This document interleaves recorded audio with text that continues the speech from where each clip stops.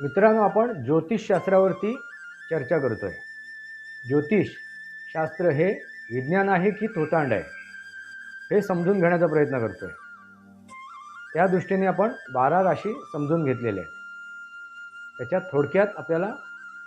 थोडक्यात माहिती सांगितलेली आहे. थोडक्यात आपण ती जाणून घेतली आहे.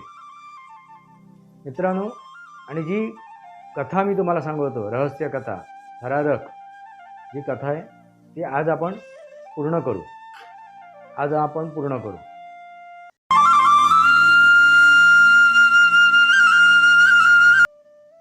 नमस्कार मित्रांनो, सनातनी वास्तव या माझ्या यूट्यूब चॅनलवरती आपलं सहर्ष स्वागत आहे. मी आपला मित्र राजेश वासंती सावाजी केळुसकर. मित्रांनो, आपण चर्चा कशावर करतोय? ज्योतिषशास्त्र हे विज्ञान आहे की थोतांड आहे? मित्रांनो, ज्योतिषशास्त्र हा सनातनमधला एक भाग आहे. सनातन संस्कृतीमधला एक हिस्सा आहे. आपण सनातन संस्कृती समजून घेतोय आणि त्याच्यामधला जे हिस्सा, एक भाग काय आहे? ज्योतिषशास्त्र. मित्रांनो, ज्योतिषशास्त्र हे विज्ञान आहे. याचा थोडक्यात आपल्याला समजलं असेल. थोडक्यात जी आपण चर्चा केली आहे, ते थोडक्यात आपण जे वर्णन केलं आहे, तो सारांश बघितला आहे, समजून घेतलं आहे, त्यानुसार हे विज्ञानच आहे हे तुमच्या लक्षात आलंच असेल. हे मानसशास्त्र आणि खगोलशास्त्र याचं दुहेरी संगम आहे आणि या संगमातून हे शास्त्र निर्माण झाले आहे, हे विज्ञान निर्माण झाले आहे, ते म्हणजे ज्योतिषशास्त्र. जे खगोलशास्त्र म्हणजे ग्रहांची जी स्थिती आहे किंवा त्यांचं भ्रमण आहे, त्या भ्रमणानुसार, स्थितीनुसार त्याचा प्रभाव प्रत्येक जीवमात्रांवरती पडत असतो. तसं मनुष्य प्राण्यावरही पडत असतो. मनुष्य प्राण्यावर जास्त करून पडतो, कारण मनुष्य प्राणी हा पंचमहाभूतांनी बनलेला आहे. जे ब्रह्मांडी ते पिंडी. मित्रांनो, 12 राशी आपण समजून घेतलेले आहेत. त्या राशींचे स्वामी काय, म्हणजे स्वामी ग्रह कोणते आहेत ते समजून घेतले आहेत. पण ते कुठल्या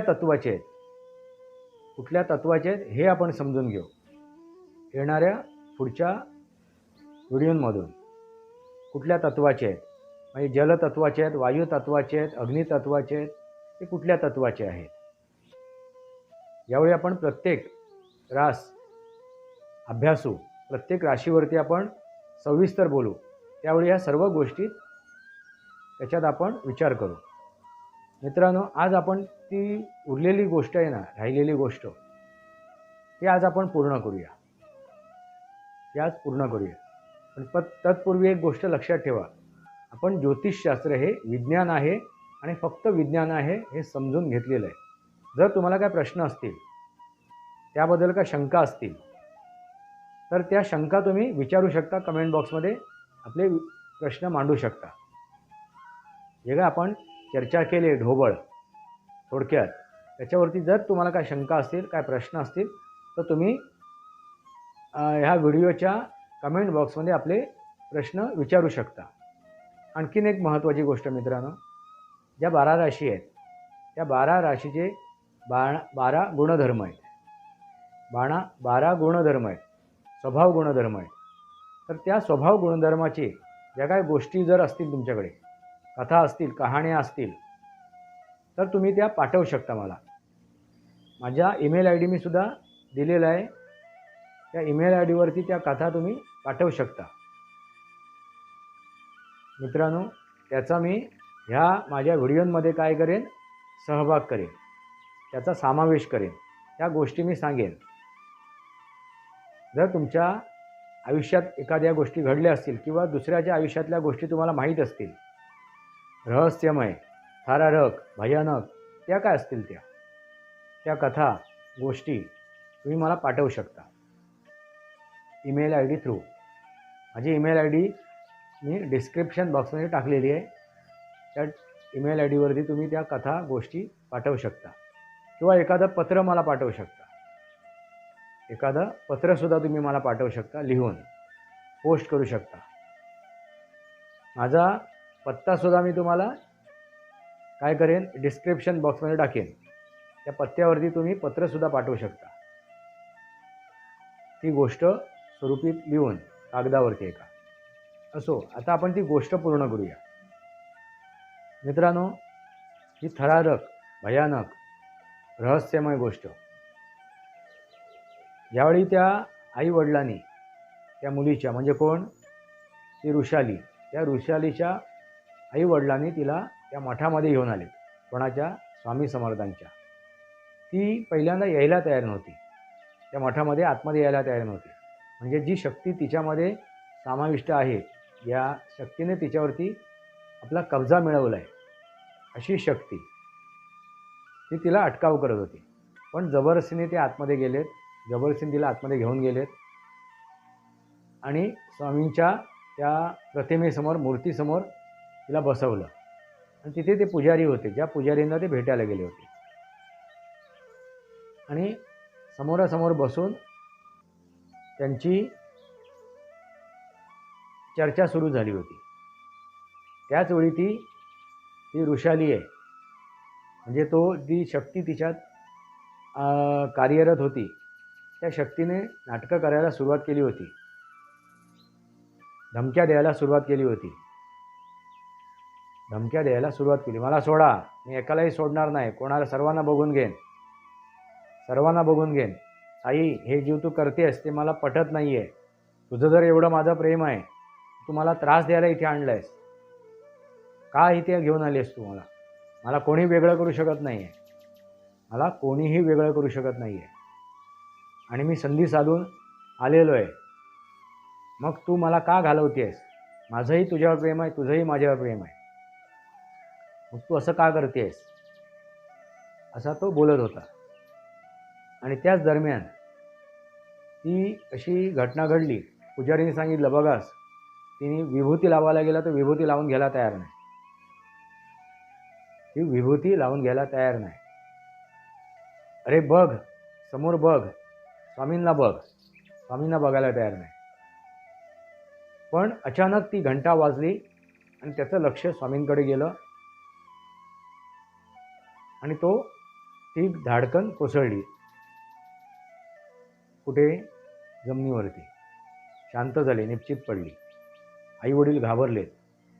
काय झालं? असं काय घडलं? थोड्या वेळाने ती जागेवर आली, शांत झाली.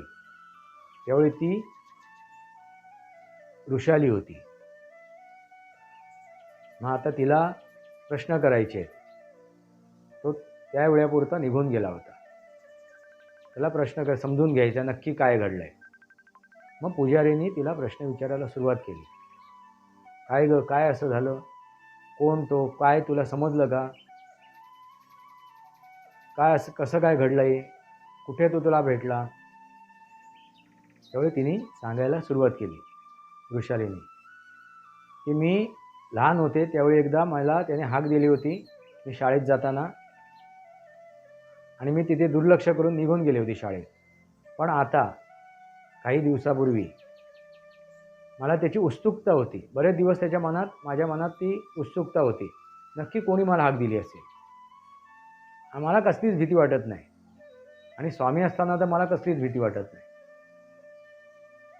आणि मी कशी आहे, एकदम धाडसी आहे, हे तुम्हाला माहिती आहे, आईबाबांना सुद्धा माहिती आहे.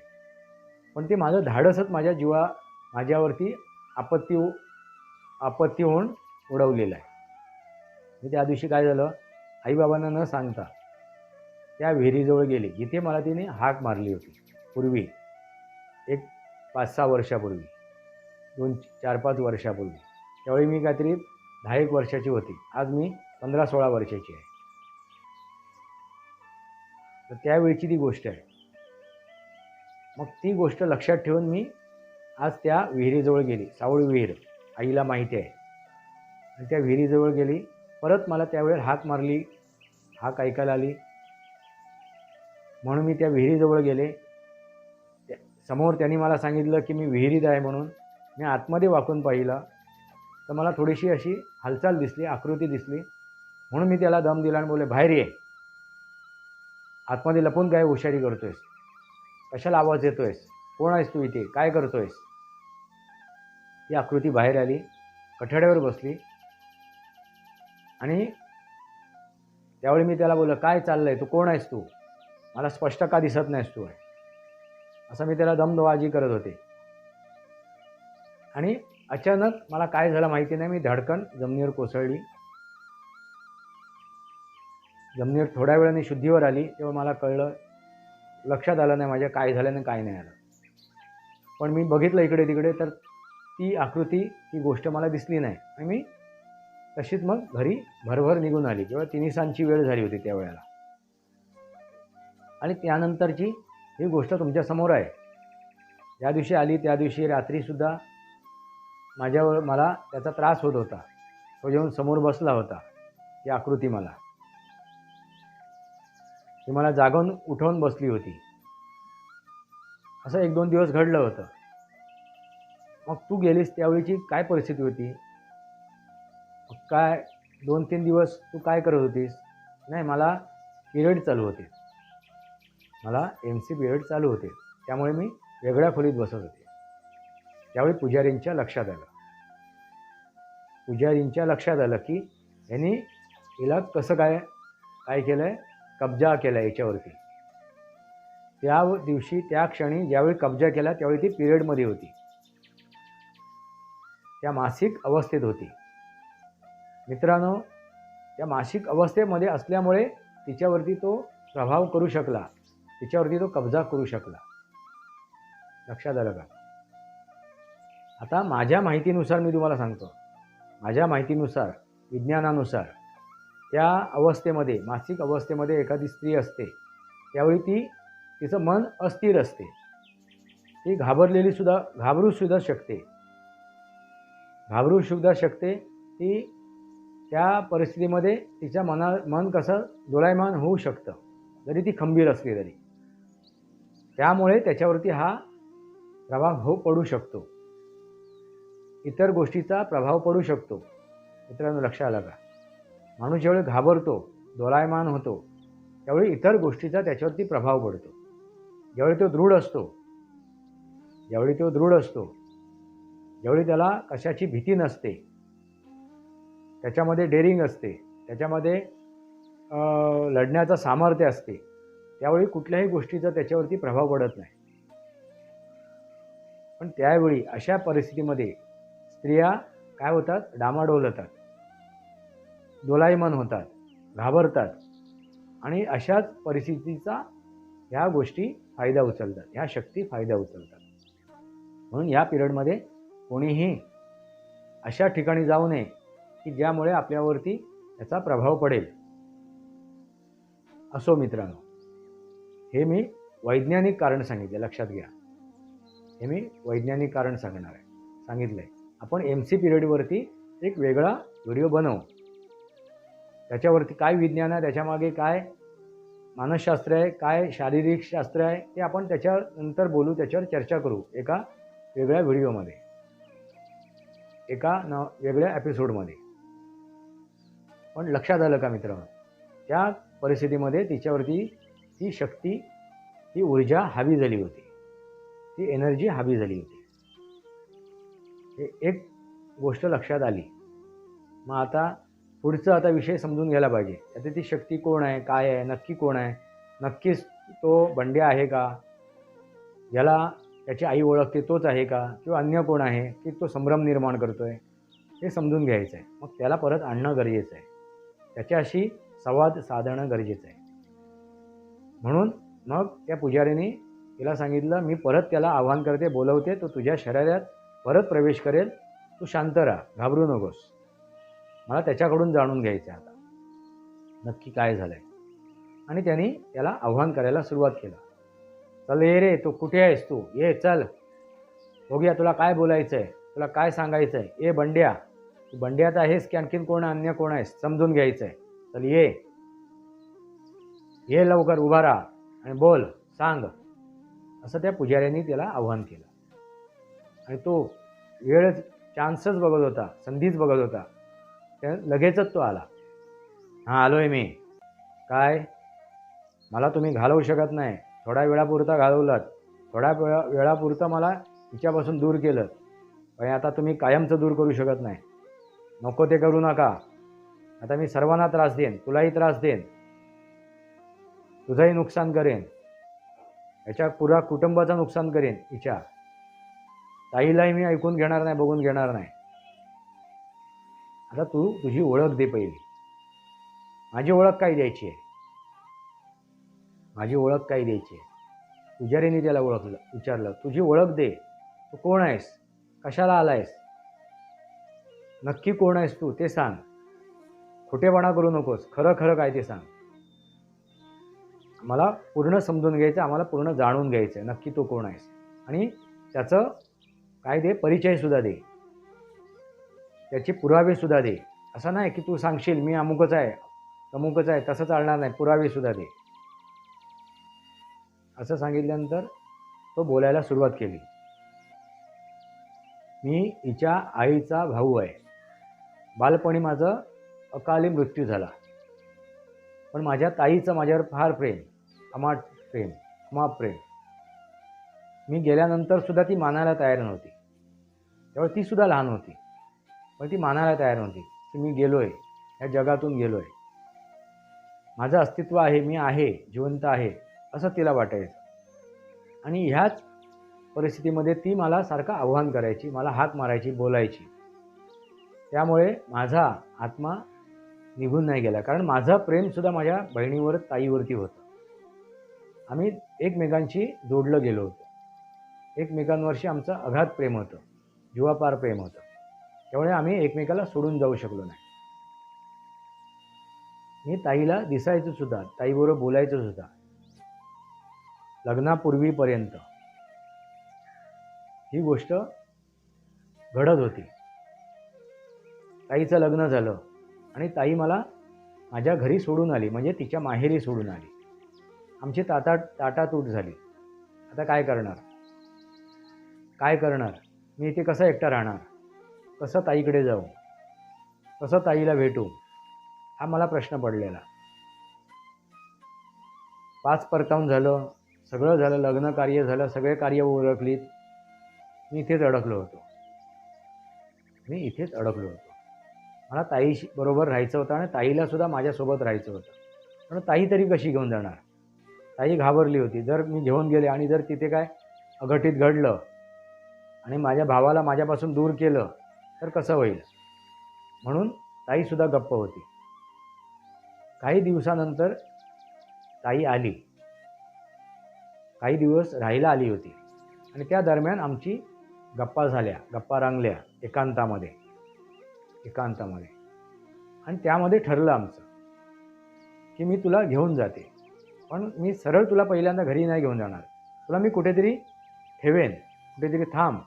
मी पूर्ण घरची तयारी करते आणि मग तुला घेऊन जाईन, असं ताईने मला सांगितलं. आणि मग ताई आणि मी, आम्ही दोघं तिथून निघालो. त्यावेळी भाऊजी आम्हाला न्यायला येणार होते, पण ताईने त्यांना टाळलं. तुम्ही येऊ नका, मी येईन, एकटे पोचेन. आता मला माहिती आहे घर कसं आहे, कुठे यायचं, काय. मला तशी काय अडचण नाही, मी येईन एकटी, असं म्हणून ताईने भाऊजींना टाळलं. म्हणजे तिच्या वडिलांना, वृषालीच्या. आणि आम्ही दोघं निघालो तिथून. माझ्या घरून निघालो आम्ही. ताई विचार करत येत होती कुठे त्याला तात्पुरतं ठेवायचं, कुठे तिला सोडून यायचं. मग ती म्हणाली, चला आता 3 सांज झाले, घरी पोचायला वेळ होते. तो जंगलात नाही यायला निघाली. ती कुठे आपण सोडूया. आणि येता येता वाटेमध्ये ही विहीर लागली, सावळी विहीर. ताईच्या डोक्यात आला, आपण विहिरीजवळच सोडूया. कदाचित ह्याला पाणी लागलं तर तुला पाणी प्यायची पण अडचण येणार नाही, कसली अडचण येणार नाही. मी तुला वरचेवर येऊन भेटेन इथे, एकांतात आपण बोलू, आणि घरापासून जास्त लांब नाही आहे. आणि तिने सांगितलं, इथे तू थांब, मी तुला परत न्यायला येईन. मी जोपर्यंत तुला नेत नाही तोपर्यंत तू इथून निघायचं नाही, कुठे जायचं नाही. मी तुला वरचेवर तुला भेटायला येईन, असं सांगून ताईने मला तिथे सोडलं. विहिरीमध्ये आतमध्ये बसून राहा, बाहेर राहू नकोस. तुला जर कोणी बघितलं तर, कारण ताईला त्याची भीती वाटते. मला दिसतो म्हणजे इतरांना जर दिसला आणि कोणी जर काय त्याच्यावरती केलं तर त्याच्यावरती अपाय केला तर, त्याला जर त्रास दिला तर विहिरीत बसून राहा. आणि कोणाला येणाऱ्या जाण्याला काय हाक बोलू नकोस, कोणाला काय समजवू देऊ नकोस, गप्प राहा. मला माहिती आहे तू इथे आहेस, मी वरच्यावर तुला भेटायला येईन, असं सांगून ताई निघून गेली. सुरुवातीला ती काही दिवस मला भेटायला यायची, काही वर्ष भेटायला यायची वरचेवर. अरे थांब बघते मी, अजून संधी आली नाही. तोपर्यंत वृषालीचा जन्म झाला होता, त्याच्यानंतर तिच्या भावाचा सुद्धा जन्म झाला होता. तरीसुद्धा आज उद्या करत तिने वेळ काढला. आणि नंतर ती यायचीच बंद झाली. मी एकटाच पडलो आणि मी बघत होता आता कसं येऊ, ताई येत नाही, मी कसं पोचू, कसं येऊ.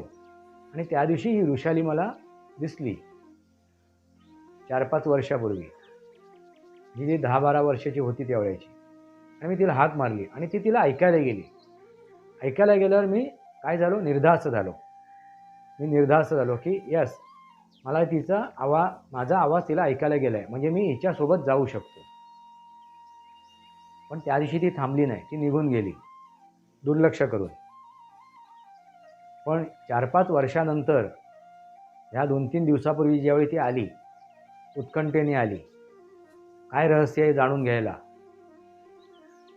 आणि तिला त्या अवस्थेमध्ये मी तिला काय केलं, तिच्यावरती कब्जा मिळवला. मित्रांनो, इतपत गोष्ट तिने सांगितली. आता पुढचं तुम्हाला माहिती आहे. असं म्हणून तो थांबला. त्यावेळी पुजारी म्हणाले, बघ बाळा, तू आता प्रेत योनी आहेस. ठीक आहे, तुझ्या ताईचं तुझ्यावर प्रेम होतं, ताईलाही कळलं नाही, पण ताईचा आता संसार आहे. आता तू ह्या योनीतून मुक्त व्हायला पाहिजेस, नवीन जन्म घ्यायला पाहिजेस. ताईसुद्धा आपल्या संसारात आनंदी आहे. विचार ताईला. ताई पण म्हणाली, बंड्या आता तू जा, मी चुकले, माफ कर. माझ्या प्रेमापोटी, माझ्या स्वार्थापोटी मी तुला थांबवून ठेवलं. मला तुझी आवश्यकता होती त्यावेळेला, लहानपणी, बालपणी. पण हळूहळू मी घाबरले की कदाचित माझी मुलं झाली आहेत आणि ह्यांना जर त्रास झाला तर तुझा, म्हणून मी परत तुला भेटायला आले नव्हते. माफ कर, मी तुझी क्षमा मागते. पण ठीक आहेस, तू आलायस, भेटलायस माझ्या मुलीमार्फत, मी परत एकदा क्षमा मागते. तू काय शिक्षा मला करणार असेल तर तू मला शिक्षा कर, पण माझ्या मुलाबाळांना करू नको, त्रास देऊ नकोस. आणि तुझं आणि माझं अतूट प्रेम आहे, मी तुला कधीच विसरणार नाही, मी तुझी आठवण काढणार. पण तू मुक्त हो, तुझी आठवण मी ठेवेन, विसरणार नाही. मी हिला एकांतात बंड्या म्हणून हिला हाक मारायची, कारण तुझी आठवण मला यायची म्हणून. त्यावेळी वृषालीला पण कळलं बंड्या कोण. आई हाक मारायची बंड्या म्हणून. मित्रांनो, तो ऐकायला तयार नाही, मी जाणारच नाही. का जाऊ, मला त्रास झाला, इतके वर्ष तू मला एकांतात ठेवलंस, इथे मला किती त्रास झाला, एकटा होतो, एकाकी होतो, का तू असं केलंस. नाही, मी जाणार नाही, सोडणार मी हिला. आता मी तुझ्यासोबतच राहणार, मी तुझ्यासोबतच राहणार, तिच्या मार्फत राहणार. मग तिला त्रास होतोय नाही होतोय तो तुझा प्रश्न आहे, मी नाही जाणार. ताई रडकुंडीला आली, रडायला लागली, अश्रू अनावर झाले आणि ती गयावाया करायला लागली. ते बघून थोडासा नरमला बंड्या, थोडासा नरमला. ताई नको रडूस, तू नको आकांत करूस, ठीक आहे. तुला असं वाटते ना की मी राहू नये, मी जाईन, पण काही दिवस मी हिला सोडून राहीन तुझ्या घरी, चालेल का, तुला मान्य आहे का, भाऊजींना मान्य आहे का. आणि मग मी जाईन, मी कोणालाही त्रास देणार नाही, मी उलट मदत करीन मी तुम्हाला, पण कोणालाही त्रास देणार नाही. थोडे दिवस राहतो मी हिच्या व्यतिरिक्त, हिच्या शरीराच्या मार्फत नाही राहणार, पण तुला दिसेन, मी तुझ्याबरोबर बोलेन, कदाचित मी वृषालीला सुद्धा दिसेन, वृषालीसुद्धा जाणीव करू शकेन. थोडे दिवसांनी मी जाईन. पुजारी काका, हे मान्य आहे का तुम्हाला? पुजारी काका म्हणाले, बघ तू वचन दे मला, स्वामींना वचन दे, आणि त्याप्रमाणे तू राहणार असशील, थांबणार असशील तर थांब, तुझी इच्छा पूर्ण झाली तर तू मुक्तीच्या मार्गावर निघून जा. तू वचन दे, स्वामींना वचन दे. आम्हाला कोणाला वचन नाही दिलं तरी चालेल, स्वामींना वचन दे. आणि स्वामींना दिलेलं वचन जर तू पाळलं नाहीस, कोण म्हणतायत? पुजारी काका. काय म्हणतायत? स्वामींना दिलेलं वचन जर तू पाळलं नाहीस तर तुला माहिती आहे काय घडेल. आताच बघितलंस तू, स्वामींकडे तू बघितल्याबरोबर तुझी अवस्था काय झाली, बरोबर ना? मी तुला बोललो स्वामीकडे बघ म्हणून, आणि स्वामींकडे दृष्टी पडताच तुझी अवस्था काय झाली. हे ब्रह्मांड नायक आहे, ते ब्रह्मांड नायक आहे. आणि ते तुझ्या आईचे सुद्धा काय आहेत? गुरु आहेत. तुझ्या भाऊजीचे सुद्धा गुरु आहेत, आणि तुझ्या ह्या भाचीचे सुद्धा गुरु आहेत. त्यामुळे असं कोणतेही काम करू नकोस, असं कोणतेही कृत्य करू नकोस. वचन दे त्यांना, आम्हा सर्वांना वचन दे. थोडासा तो नरमला, शांत झाला. मी वचन देतो, मी काही दिवस राहीन, किती दिवस राहीन मला माहिती नाही, पण माझं मन भरेल, मी निघून जाईन. जाताना सांगूनही जाईन, मी सांगून जाईन. मला तुळशीजवळ, तुळशीच्या बाजूला जागा आहे, तिथे मला जागा द्या. तुळशीच्या बाजूला जे झाड आहे त्या झाडाच्या बाजूला मला जागा द्या, तिथे मी थांबेन. असं म्हणून त्यांनी माफी मागितली. मग पुजारीने काय केलं? एक विभूतीची पुडी तयार केली, आणि ती विभूतीची पुडी त्याच्यावरून उतरवली, त्या वृषालीवरून, आणि म्हणाले की ये, विभूतीमध्ये तुला हे करतोय मी, आणि या विभूतीमार्फत तुला ती जागा दिली जाईल, ये तू. आणि ती विभूतीची पुडी उतरली,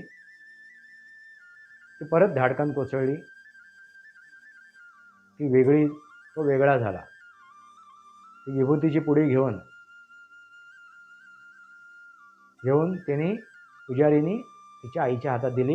इथे झाड त्यांनी सांगितलं त्या झाडाजवळ ही विभूती ठेव, तिथे सोडून दे त्या झाडाच्या मुळात, आणि त्याला सांग इथे तू वास्तव्य कर, जेवढे दिवस राहशील तेवढे दिवस इथे वास्तव्य कर, पण कोणालाही त्रास देऊ नकोस, कोणालाही इजा करू नकोस.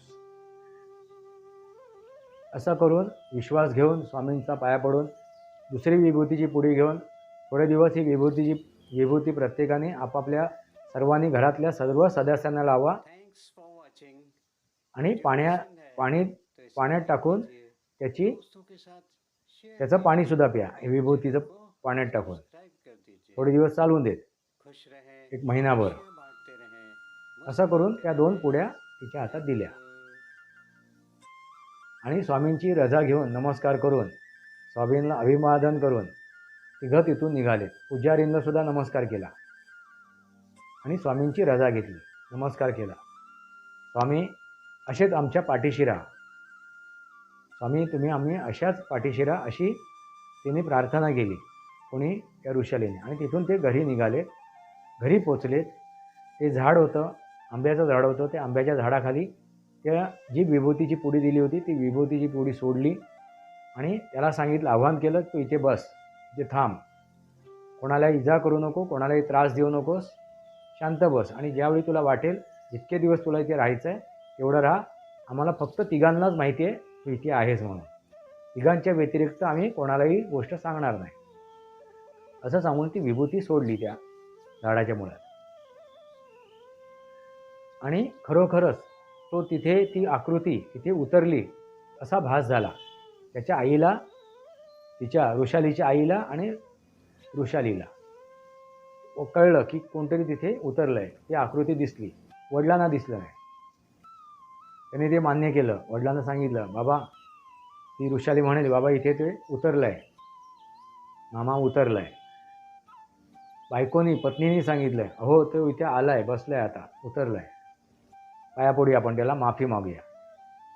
आणि मग तिघांनी त्यांना पाया पडलेत, माफी मागितली, आणि अंगावरून ती विभूती फुंकून घेतली, जी विभूती रोज लावायला आणि पाण्यात टाकून प्यायला दिलेली ती, आणि ते हातपाय धुवून घरात त्यांनी प्रवेश केला. मित्रांनो, लक्षात आलं का? ही गोष्ट एका मला श्रोत्यांनी पाठवलेली आहे. मित्रांनो, त्यानंतर काही दिवस तो तिथे होता, काही महिने, काही वर्ष असं म्हणायला हरकत नाही. आणि त्यांनी त्याला सहकार्यच केलं, साथच दिली, अडीअडचणीमध्ये सोबतच केली, त्रास नाही दिला त्याने. आणि काही दिवसानंतर त्याचं मन पूर्ण हे झालं, शांत झालं आणि तो तिथून निरोप घेऊन निघून गेला. मित्रांनो, लक्षात आलं का? ती एनर्जी आहे, ती एक एनर्जी आहे, ती एक काय आहे? ऊर्जा आहे. आत्मा हा एक ऊर्जा आहे, एनर्जी आहे. हे थोतांड नाही आहे, हे सत्य आहे.